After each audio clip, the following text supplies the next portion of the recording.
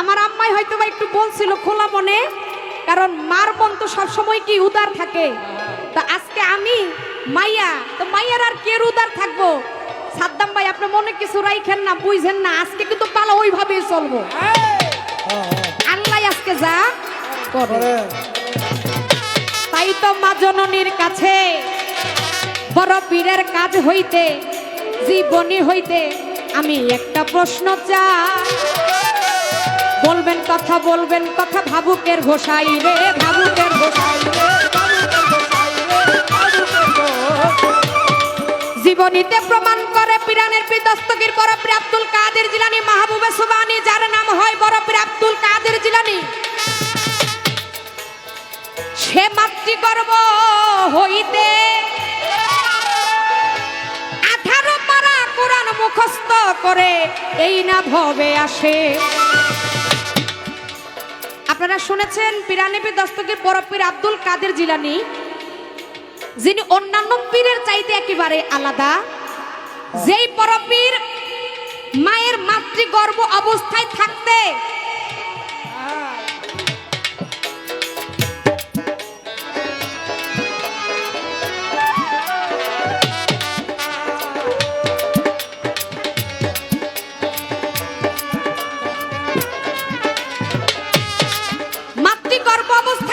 বড় পীর 18 পারা কোরআন মুখস্থ করে এই পৃথিবীতে আসে।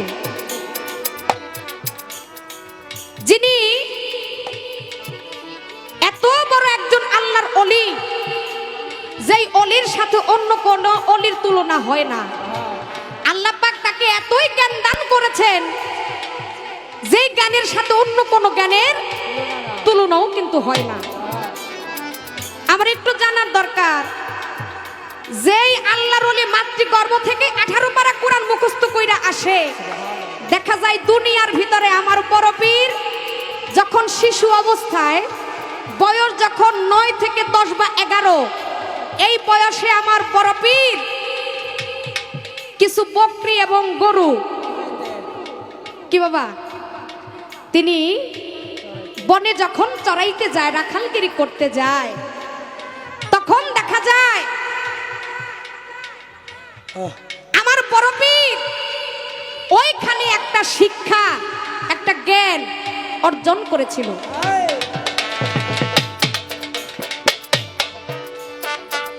দেখা যায় সে তো আল্লাহর একজন ওলি, তাই না বাবা? আল্লাহর ওলিরা সবকিছুই জানে, সবকিছুই বুঝে পারে। কিন্তু বড় পীরের বেলায় কিন্তু একেবারেই অন্য বিষয়। যিনি হলেন যার জ্ঞানের সাথে অন্য কোনো জ্ঞান মিলে না, তুলনা হয় না। কিন্তু দেখা যায় তিনি পশু থেকে শিক্ষা অর্জন করলেন। বিষয়টা কেমন না? কি গো বাবা, বিষয়টা কিন্তু একটু উল্টা উল্টা মনে হয়। তা আমার একটু জানার দরকার, তিনি পশু থেকে কি এমন শিক্ষা অর্জন করেছিলেন? অন্য কোন অলির বেলায় হইলে বা পীরের বেলায় হইলে বিষয়টা বোঝা যায়, কিন্তু বড় পীরের বেলায় বিষয়টা আমার কাছে কেমন কেমন জানি মনে হয়। এই শিক্ষাটা কি?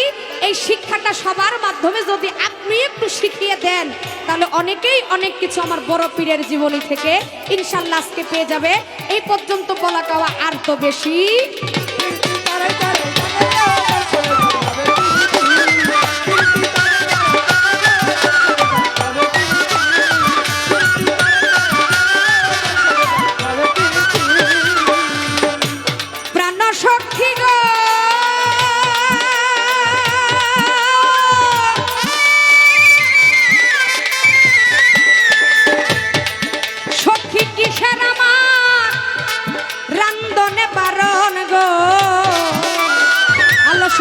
হলুর বাটা বাটা বাটা বাটা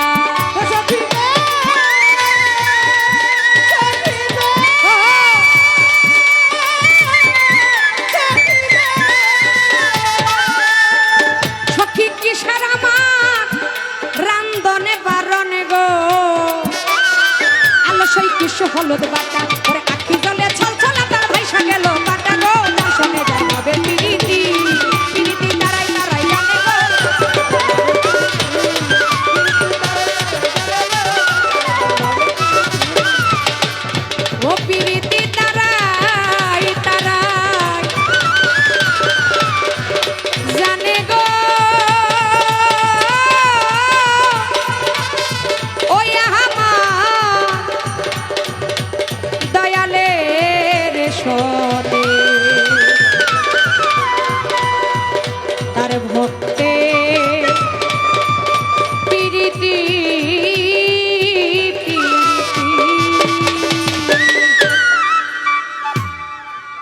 আমাদের দুইটা মঞ্চে গান হচ্ছে। আমি এজন্যই কথাটা বললাম, আপনারা যে জ্ঞানী মানুষ, আপনারা যে গুণী মানুষ, এটার পরিচয় আপনারা দিয়েছেন। কেন দিয়েছেন? পাশে এত শিল্পীর গান হচ্ছে, কিন্তু আপনারা তাদের গান না শুনে আমরা দুজন ক্ষুদ্রতম শিল্পী আসছি বাবা, আমাদেরকে ভালোবেসে আপনারা যে বসে গান শুনছেন, আপনারা যে জ্ঞানী, আপনারা যে জ্ঞানী কথা শুনতে ভালোবাসেন, এটার পরিচয় আপনারা দিয়ে গেছেন। কারণ কেন বললাম, এই গান এখন বিলুপ্তের পথে, গান কিন্তু এখন একেবারেই নষ্ট হয়ে যাচ্ছে। এরপরও কিছু কিছু সাধকের জন্য, কিছু কিছু শিল্পীদের জন্য আমরা এখনো বাউল গানে একটু প্রাণ খুঁজে পাই। দোয়া করবেন, আমরা বড় শিল্পী হবার দরকার নাই বাবা, জীবনের শিল্পী হব আমি একপ্রতি কখনো জীবনে আমি ভাবি নাই। আমি যে এই পর্যায়ে আসবো, আমি যে গান করব, আমি যে পালা কাকে বলে এটাই তো বুঝতাম না। তো মালিক যে এখন আমাকে গাওয়ায়, আমি সেই দরবারে আমি লাখ কোটি শুকরিয়া আদায় করি। মানুষের হায়াত মহতের কোনো বিশ্বাস নাই। আমি এখন এই মুহূর্তে দাঁড়িয়ে আছি, আবার এই মুহূর্তে আমি লাশ হয়ে যেতে পারি। তাই মৃত্যুর আগে ভালো কিছু যেন কামিয়ে যাইতে পারি, মানুষ যেন আমি মরলে যেন আমাকে নিয়ে যেন কটু কথা যেন না বলে, মানুষ যেন মরলে বলতে পারে আরে পুতুল দেওয়ান ছিল, একটা ভালো মেয়ে ছিল। দেখেন, কেহ মরলে কেউ কারো ভালো আলোচনা করে, কেহ মরলে তার খারাপ আলোচনা করে। আছে না এরকম? অনেক আছে। অনেকে বলে দূর শালা মরছে, ভালো হইছে, একটা খারাপ লোক ছিল। আবার কিছু মানুষ আছে বলে আরে এই মানুষটা কত ভালো ছিল, আল্লাহ পাক তাকে নিয়ে গেছে, আল্লাহ যেন তাকে জান্নাতবাসী করে। বলেন এমন? তো বড় শিল্পী আমি হওয়ার আমার কোনো দরকার নাই। আমি যেন একজন মানুষের মতো মানুষ হয়ে এই পৃথিবী থেকে যেন বিদায় নিতে পারি, ওই দোয়াটুকু আপনাদের কাছে চাই। ও গুরু বল বল রে, হেলাই হেলাই দিন যায়। ও গুরু বল বল রে, হেলাই হেলাই দিন যায়। ও গুরু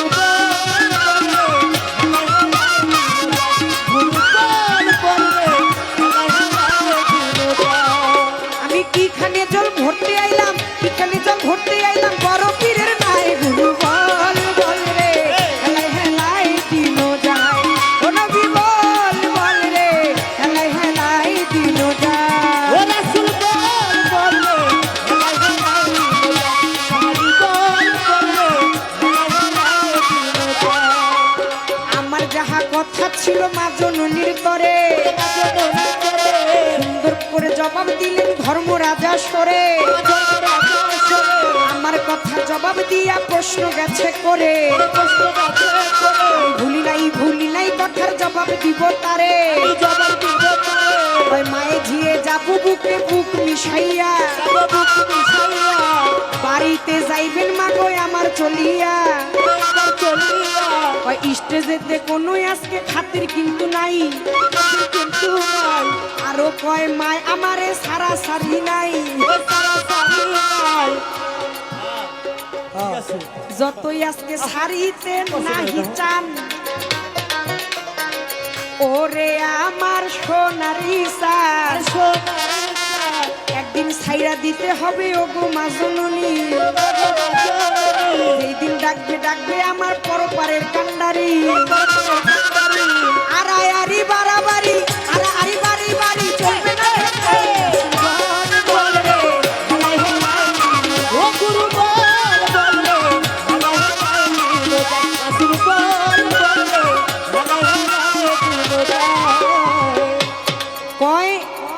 সাদ্দাম ভাই আপনি চিন্তা করবেন না, আজকের পালাটা আমি ওইভাবেই গাইবো। মাগো যদি বুকে বুক মিশাইতে চান, তাহলে বাড়ির মধ্যে গিয়েই দুই মায় ঝিয়ে মিল্লা গলায় গলায় ধইরা তারপরে সুখের দুঃখের আলাপ করা যায়। কিন্তু স্টেজের মধ্যে কোনো ছাড়াছাড়ি নাই। আমরা কি করব তাইলে? মাগো যত যেভাবেই ধরেন, যেই জায়গায় ধরেন, একদিন কিন্তু ছাইরা দিতেই হবে। পালাইবা কই যাইয়া রে, পালাইবা কই যাইয়া, পালাইবা কই যাইয়া মানুষ, পালাইবা কই যাইয়া। ওরে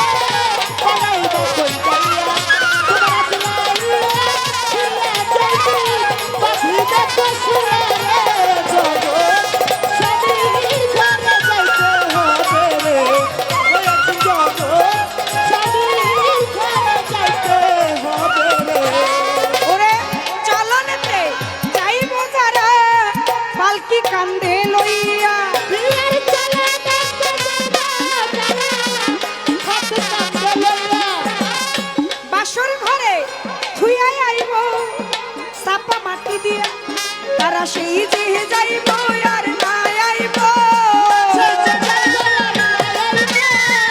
সেই যে যাইব আর না আইব, নায়রের লাগিয়া রে জগৎ স্বামী ঘর যাইতে হবে রে একদিন, জগৎ স্বামী ঘর যাইতে হবে রে।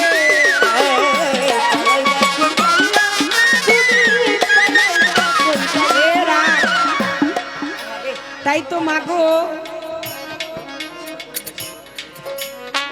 যেতে নাহি দিতে হায়, তবুও চলে যেতে হয়, এইটা বিধির বিধান নিয়ম অনুসারে। তারপরেও ধরে রাখেন, বেঁধে রাখেন আপনার পীড়িতেরই ডুরে, একটা পীড়িতের রশি দিয়া শক্ত পোক্ত করে যদি কেউ বাঁধিয়া লইতে পারে, তাহলে গুরু কয় আমি হইয়া যাই তার, সেও হয় আমার, কোনো কুলো কলঙ্কের ভয় থাকে না এই মায়ার সংসারে। আমার মায় কয় আজকে মায়ের হইব জ্বালা। এক দাদা ভাই গান শুনে একটা মালটা দিল, লাগলো কিন্তু ভালা, ঢুলি বাসি সোনার সান খাইয়া আজকে বাজাইও ভালো কইরা গান।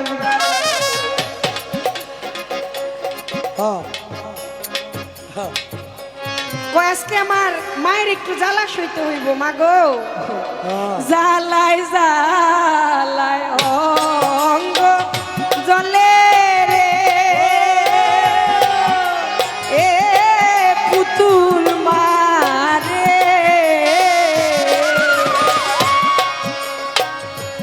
সহিতে না পারি জ্বালা রে, জ্বালায় রে জলি নিশি দিলে, জ্বালায় রে জলি দিশি ওরে জ্বালায় জ্বালায় অঙ্গ জ্বলে রে। ওহো এ দয়া সহিত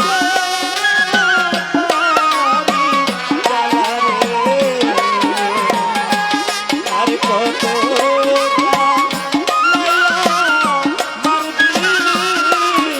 আমার খোরচুরানি, আর কত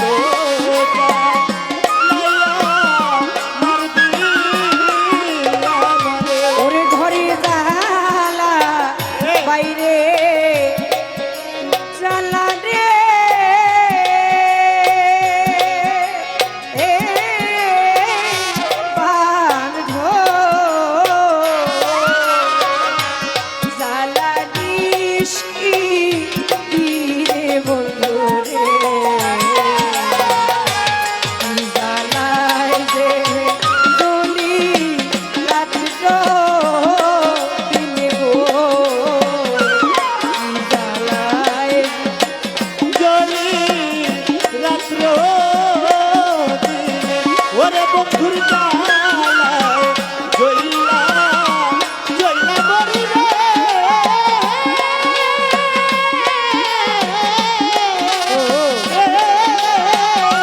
বন্ধু রে সহিত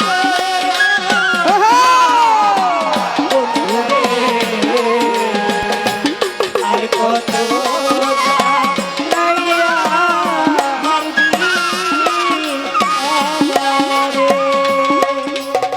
তাই তো আমি শুনেছি আমার মজিব বাবার হাত দিয়ে এই কুলো কলঙ্কের বেরি আমার পুতুল দেওয়ান তেজ্য করিয়া সে যে আমার মজিবের রঙে রং মিশাইতে চায়। কুলো কলঙ্কের কোনো ভয় রাখে না, কোনো সংসার মায়া চায় না, এই ভব মায়া ত্যাগ করিয়া আমি আমার মজিব বাবার প্রেমে পুরা মুর্শিদের প্রেমে পইরা পুতুল রে জইলা হইছি কয়লা মাগো মাতাল প্রেমে পইরা দেহ ছাই করিয়া এখন আর ভালা আর জ্বালা নতুন কইরা কি দিবাই আমার মাইয়া তারপরেও মাগো তুমি দোয়া কইরো যা দিতে চাও যেন গর্ভধারিণী যেজনা যার ধারণ করার মতো ক্ষমতা থাকে দুনিয়ায় সেই হতে পারে গর্ভধারিণী গর্ভধারিণী হওয়া সবার ভাগ্যে জোটে না ওই মাতৃত্বের স্বাদ সবাই গ্রহণ করতে পারে না যে জন্য ধারণা করতে পারে যে জন্য ধারণা সইতে পারে সেই একমাত্র গর্ভধারিণী হয় আমার কাছে প্রশ্ন করে আমি আজকে দিদি তাহার কথার করবো বর্ণনা কিরানের কি দাস কুকুর মানব সোবানি কুতুবের আব্বানি পর বড় পীর জিলানি বড় পীর জিলানি আউলিয়া কুলের শ্রেষ্ঠ অলি কিন্তু হয় সে গরু বকরি মাঠে চলায় ওইখান থেকে একটু জানতে মনে লয় কি পশুর কাছ থেকে কি শিক্ষা পেয়েছিল আমারে আসরে জিগাইল জানা থাকলে ওই না কথার জবাব দিবে ভালো রে ওরে জবাব দিবে ভালো রে জবাব দিবে ভালো বড় পীরের মায় একদিন বড় পীরকে বলে আব্দুল কাদির এই বর্গিটা নিয়ে যাও মাঠে ঘাস খাওয়াইয়া নিয়ে আসো হ্যাঁ বাবা বাসি আরে আব্বা কৃষ্ণ কৃষ্ণ বাসি যে এমন জায়গায় ফুটি বিজানি আমার কান পর্যন্ত না হয় আর সকালবেলা টেড হলে বাচ্চা বেরো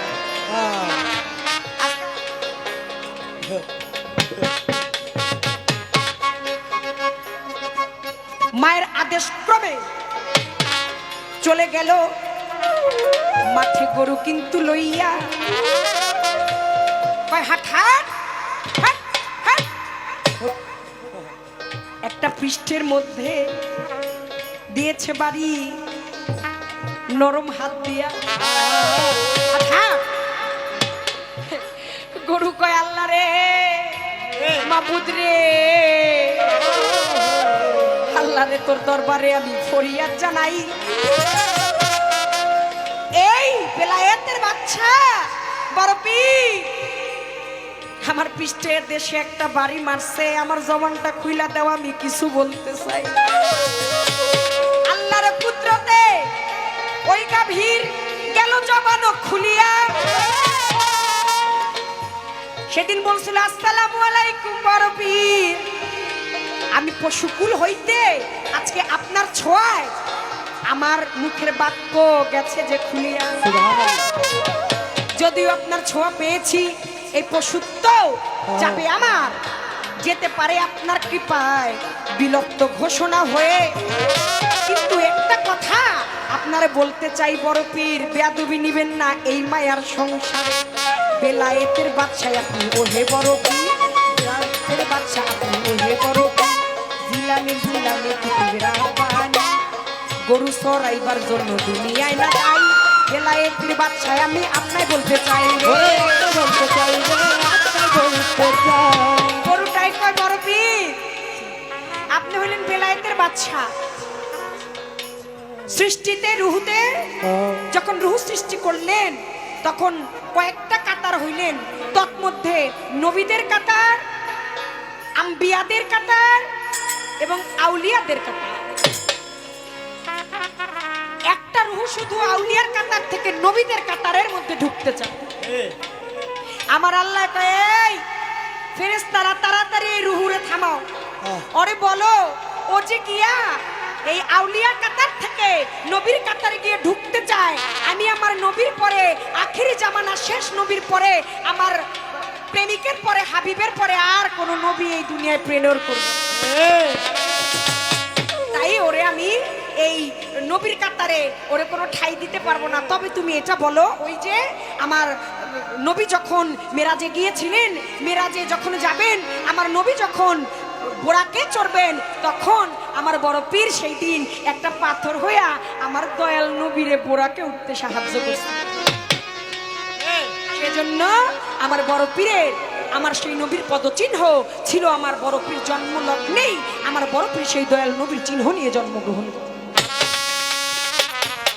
সেই দিনে যে পৃষ্ঠদেশে পাও দিয়া উঠছিল বোরাকে, এর জন্য আমার নবী বলছিল, আজকে তুমি তোমার কাঁধে আমারে পা দিয়া আমার বন্ধুর সাথে বন্ধুর আলিঙ্গনে, বন্ধুর ভালোবাসায় সান্নিধ্য, যেই ভালোবাসা আমি লাভ করতে চাই, সান্নিধ্য লাভ করতে চাই, এজন্য তুমি আমার আজকে সাহায্য করলা। আমি তোমারে এই ওসিয়ত করে গেলাম, আমি তোমারে আমার পাক জবানে এই কথা বইলা গেলাম, আজকে আমার পা হইলো, আজকে তোমার কাঁধে হইলো আমার পা। আর এই জামানায়, বেলায়েতের জামানায় সমস্ত অলিদের কাঁধে থাকবে তোমার পা। সুবহানাল্লাহ।